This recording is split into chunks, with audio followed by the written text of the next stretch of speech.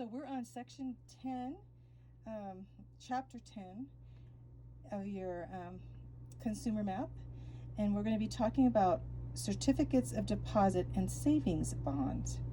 And so what are certificates of deposit? They're called CDs. And CDs, as you put them in the bank, put your money in the bank in a CD, it will be a savings account that makes a higher interest rate, but you have to leave it in for a particular period of time. And there's usually a minimum amount. You can't just put $10 in. So you have to put in $1,000 CD or whatever minimum amount, and then that time, the longer time that the bank gets to use your money, the higher interest rates they give you, and the less money that's required for the longer period of time. And the penalty is if you take out your money early, before the maturity date, then you'll have to pay the penalty charge of that, usually being that you'll get all the interest usually you'll get most of the interest that you earned in that period of time, but not in if you had kept it in the whole time, right? So a sample of a CD would be here. 1 month, the interest rate would be 4.83%. 2 months, you see how it goes up. 1 year, and these are on CDs. CDs are certificates of deposit that you deposit in the bank, and the bank's going to use it, but then the bank's going to give you money, interest for using your money. That's a CD. Let's see if we do this model problem for the CD here. How much more will a 1 year $1,000 certificate of deposit at 5.25 simple interest than a $1,000 savings account at 3.5 compounded quarterly, which is going to make, use the simple interest formula we have right here. So we have interest equal PRT. We find $1,000 at 5.0525 interest in 1 year, and we find the interest we're going to make is $52.50. And now they're going to use the compound formula. So they use the compound formula, plugging in $1,000, and then the quarter rate. First of all, it says quarterly, so we have to divide it by quarterly. That's where I always make the mistake. 0.03 divided by 4 equals 0.00875. So we put the quarter rate in, and then 4 means quarterly, 4 times, and so we end up with this new balance of $1,035 and $1,035.50, being our new balance. And so the CD earned us $52.50, and as we look here, what did our savings account give us?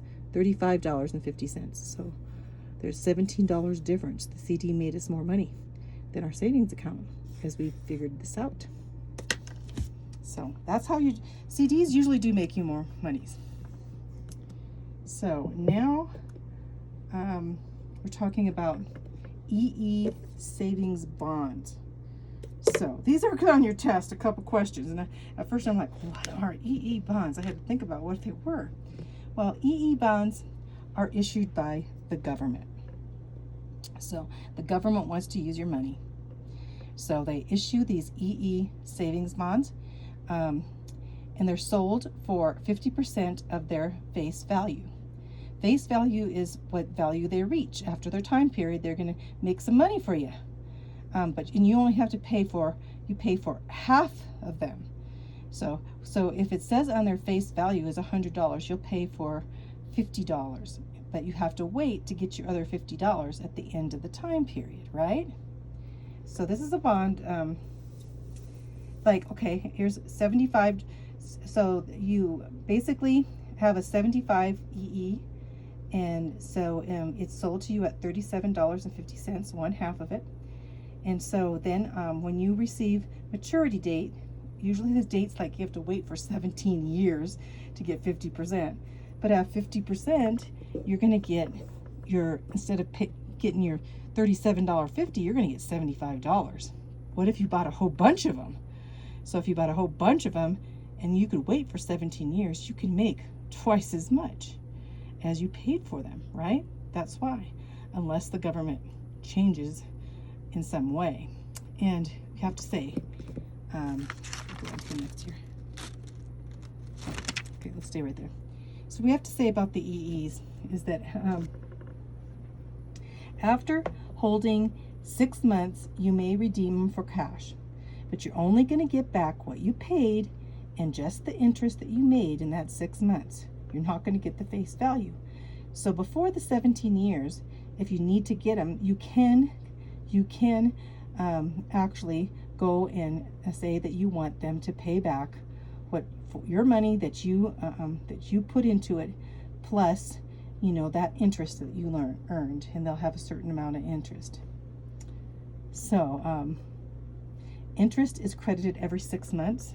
So it says in here, be sure that you pay or that you ask for them so that you already been paid your interest. Like on if your interest was June 30th and you were paid on June 1st, wait till July 1st and then get it. So then you'll get your next month's interest. That's kind of a little, it's something you wouldn't know normally. EE bonds before May of 1995, May 1st, 1995, guaranteed a rate, a fixed rate. So if you got your bonds before 1995, you have a fixed rate. You're going to get paid that rate, whatever. But after that time, they have a variable. They change their rate and some on their interest. So you have to look and see what interest they're paying for those EE bonds now during the time that you're going to buy them. So let's see. Oh, and after 1990, you did not have to pay income tax on your EE if you use that EE bond for college. So if you decide that you need to use it for college, or some dependents of yours, some children in the family that want to use it for education, then you do not have to pay taxes on it. So that's a big tax break for a lot of people. So anyway, if your income limits, you could take advantage. Some people, this wouldn't make a difference. They have enough money, they pay for education anyway. But this, for some people, would be very helpful, EE bonds, because you could use them for educational purposes, and you don't have to pay taxes on them. So this is government. Just remember, EE bonds are government bonds issued by the government, and they're half price of what their face value will be in 17 years. That's a test question. Just to let you know. You do know they're usually half the value. So let's look at the model here. See what they have here. George bought a series of EE savings bonds in June of 1982. The face value of the bond was $500. How much did he purchase the bond for? Half that price, right? So he purchased it for $250. Give the month and the year the bond matured if the maturity date was 9 years later. Well, you're going to have to basically add that 9 years. If it's June 1982, you're going to add 9 years. It's going to mature June 1991 in 9 years. This one says 9 years, and some of them are like 17 years. 17 years being kind of a norm. The maturity value is the face value of the bond. So after 9 years, you're going to have $500 when you only spent $250. So in that way, it could be a good deal if the government keeps everything they say they're going to do. Hopefully they will. So I'm going to go through some of these other areas, because it's going to go pretty fast. And the last section is 1011.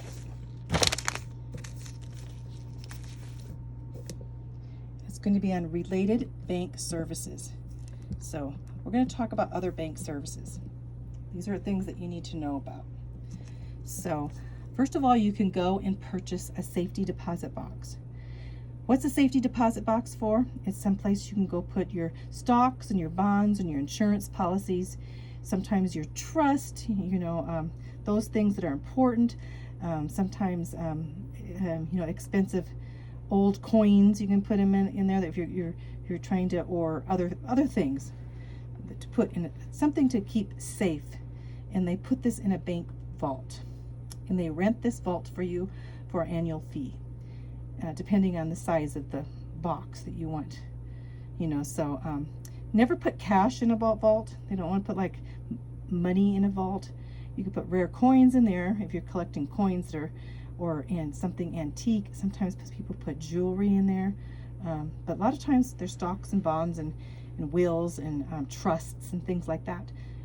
Important documents, maybe the documents on buying your house, or those things in a safety deposit. So in case you had a fire, or you had a hurricane or something where you'd lose these things in a safe at home, you'd have them safe in a related safety deposit box. And of course, they rent them from $15 to like $115 to rent, per year, or per month, depending on, usually annual fee of $15 is all that it costs, not $15 a month. That'd be quite high.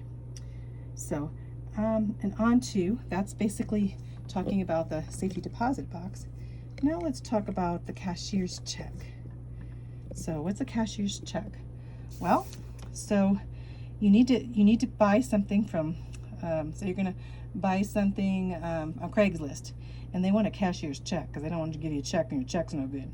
So you go to the bank and you say, can I have a cashier's check and given in exchange for money? And so the bank makes out this cashier check, which will they usually charge you a fee for $5 or $10 sometimes for this cashier's check, so that you can pay cash with these cashier's check. The bank immediately transfers the funds from your account to cover the certified check, and get with a fee, so that, oh, that's a certified check. Cashier's checks first. Cashier's checks, basically the bank charges a fee for a cashier, and a certified check means that your personal check, that check that you have made, has been stamped by the bank to guarantee that you have the money to pay in that checking account. And there's a fee of $5 or so for that too. And so they don't want, just if you have a certified check, that means, okay, your check, the bank says you're okay, and people are like, good, I'll take your check then. And so cashier's check just says cash. A certified check is your personal check. They're certifying it, saying that you have money in the account. There's also what's called traveler's checks. We don't see those too much because people usually use credit cards now instead of traveler's checks, but we used to have to, they wouldn't take credit cards. And so when we were traveling overseas, like when we went to Russia, we'd have, or Europe, or so they want a travel check. You don't really see those that often, much anymore. But traveler's checks are like convenient and safe. They come in $10, $20, $50, $100, and they're signed twice. They sign the bank teller signs the traveler's checks when you buy that travel check. It's from your account, actually. And then there's the person accepting when it's cashed, and make sure it has 2 signatures, and that those signatures are your signatures, so it's signed by you, so they know that this is your traveler's check. So face up here, let's see. Each traveler's check is signed twice. First check is signed in the presence of the bank clerk when it's purchased, then the check is signed in the presence of the person accepting the check. So if checks are lost or stolen, new checks can be obtained at no cost, but you make sure you have to have the serial numbers. You write down the serials and place them in a safe place. Maybe you're at home, another place. Write down those serial numbers, because if your checks are stolen, you have to have the serial numbers, and so you can get paid on those checks. So after you purchase checks, write down those serial numbers and put the record in a safe place. Then keep track of the checks used. So make sure you keep track. Those are, to purchase travel check, you must give the bank the face value of the checks being purchased plus a small fee, which is usually 2 to 3% of the purchase price. For instance, at 2%, you would be charged $2 for buying $100 in travels checks. Some banks issue travel checks at no charge to their depositors, though. Purchasing travel checks right before a trip is wise, since a traveler's check does not earn interest. You don't have a traveler's check unless you're traveling, right? So, and get them right before you leave, is what they're saying. Those are traveler's checks. So anything else? Let's go on to next. Just a couple other things, the bank services. Another thing, let's see, debit cards. So here we go. A debit card at the top here. Debit cards are not credit cards, because if you use them, they come right out. Within 2 days, your money will come right out, whatever you put for a debit card. So a debit card, usually you have a PIN number there, and you put in the debit card, and you're paying for it right then, and basically in 2 days it will be out of your account or sooner. And if you get your debit card stolen, you have to contact right away, and you're responsible for all the charges. So you gotta contact the bank to make sure that somebody's using your debit card is a bad thing. Debit card is the same as writing a check. Not really so, but same as writing a check, because it comes right out, but check takes a while to clear. Debits usually clear right away. If you pay off your credit card every 30 days before interest, there would be no fees, because a debit card sometimes has a credit card attached to it. It's better, a credit card is actually better to use than a debit card if you pay it off every 30 days. So, because you have a time period in there, so between a credit card and a debit card, use a credit card unless you don't pay out for your payments every month. Then you can use a debit card. And then when you have a debit card, make sure you check with them to see if there's any fee for using that debit card. Sometimes banks give fees. If they have a fee, don't use the debit card. It'd be ridiculous to use a debit card. You know, and also we have online banking up here. Picture of online banking. I don't do that, but a lot of people now do that, and they subscribe online to this service, and sometimes they have fees, sometimes not, depending how much money you in the bank and such. But online banking is very popular now, and I won't go over all that details on that. But let's do our model problem here, and then we're going to be done with this chapter. The next chapter being investments, So Ted and Mary purchased $1,500 in traveler's checks for their trip to Georgia. The bank charged 3% fee, since either could sign the checks. What was the total cost for the checks? The Verraters are not leaving on the trip for 3 months. If they had invested in $1,500 in a savings account for 3 months, 4% simple, how much would it have earned? So basically saying they got their traveler's checks 3 months early, and now they took their money out of the bank, but their bank had made more money if it stayed in the bank, and they got their travel checks at the last moment. So here we have the amount purchased, $1,500, and the percent for the fee. So they're going to pay $45 for using those travel checks. And the amount purchased, $1,500 plus $45. So their total cost is going to be $1,545 instead of $1,500, because they have to pay that extra $45. So they paid $45. Now, what if they left their money in the account? Let's do the interest PRT.